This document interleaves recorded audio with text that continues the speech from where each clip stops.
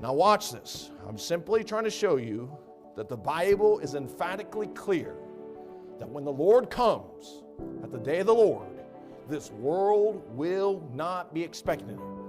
Although they're going to have the sun be blackened and the moon turn to blood and all these signs, the world is not going to be expecting the Lord to come back. And when they don't expect it, that's when He's going to come back as a thief in the night. Once you understand this is talking about Second Advent and the return of the Lord Jesus Christ, this will help clarify a whole bunch of passages that a whole bunch of people have wrong. By the way, let me just say this as we get ready to read in Matthew chapter 24. You will not find the church anywhere in Matthew chapter 24. What is the context of Matthew chapter 24? Look at verse 3.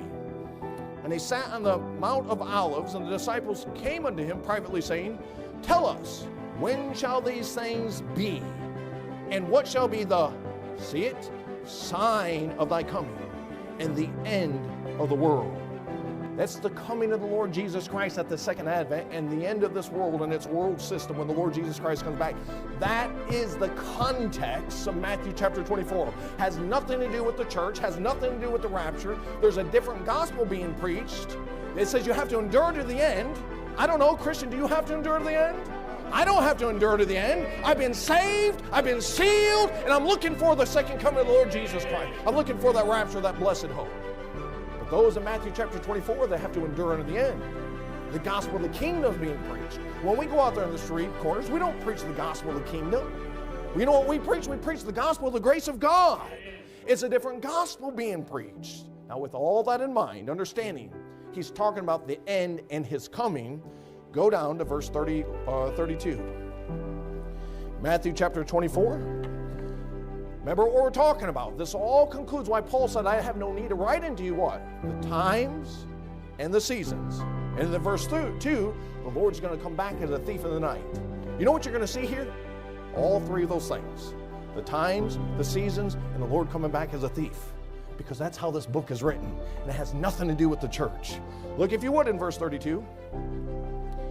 Now learn a parable of the fig tree. When his branch is yet tender and putteth forth leaves, you know the what? Summer is nigh. You know what that is? It's a season when a tree brings forth fruit. That's times. Keep reading verse 33. So likewise, ye, when you shall see all these things, know that it is near, even at the door.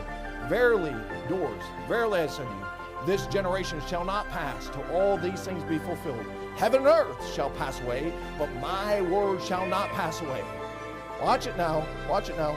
Verse 36, but of that day and hour, what is that? That's times, day and hour. You see that?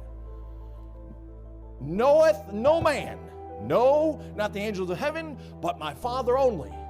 You know what that means? He's going to come as a thief in the night. See, you have the signs, and you have the times, and you have him coming as a thief, and nobody knows when he's going to come. You know what this is not talking about? The rapture of the church. This is talking about the second advent. Keep reading. But as the days of Noah were, so shall also the coming of the Son of Man be. Listen to me. Were they expecting the floodwaters to come when they came? No, they were eating, drinking, and being merry, which we're about to read, and the floodwaters came. You know what that is? That's how the second advent's going to come back.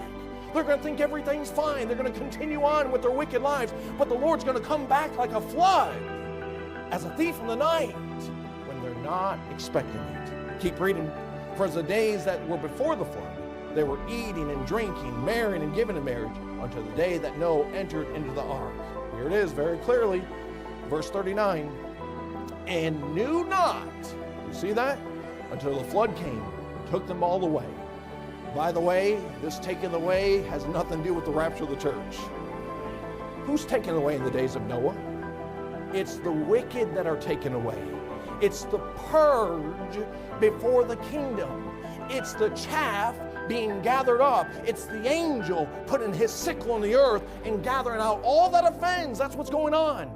When will this occur? When the Lord comes as a thief in the night. Watch it. So shall also the coming of the Son of Man be. Now you keep reading here, and he likens them. Then shall be two in the field. The one shall be taken, and the other left. Two shall be grinding at the mill. One shall be taken, the other left. Watch, therefore, for you know not the hour your Lord doth come. You see that again? Why? Because he's going to come, the hour, times, and you don't know, as a thief in the night. But know this, that if the good man of the house had known in what watch, here it is, the thief, you see that, would come, he would have watched and would have not suffered his house to be broken up. You know who that thief is there? It's the Lord Jesus Christ, because he comes as a thief in the night. Therefore, be also ready, for in such an hour as you think not, the Son of Man cometh. You see that? Now Matthew chapter 24 makes sense. Matthew chapter 24 is connected with the times and the seasons when God's going to give the Jewish nation signs in heaven. The sun will be darkened, the moon will be turned into blood. It's going to be a time of refreshing and a time of restitution. But this world's not going to know.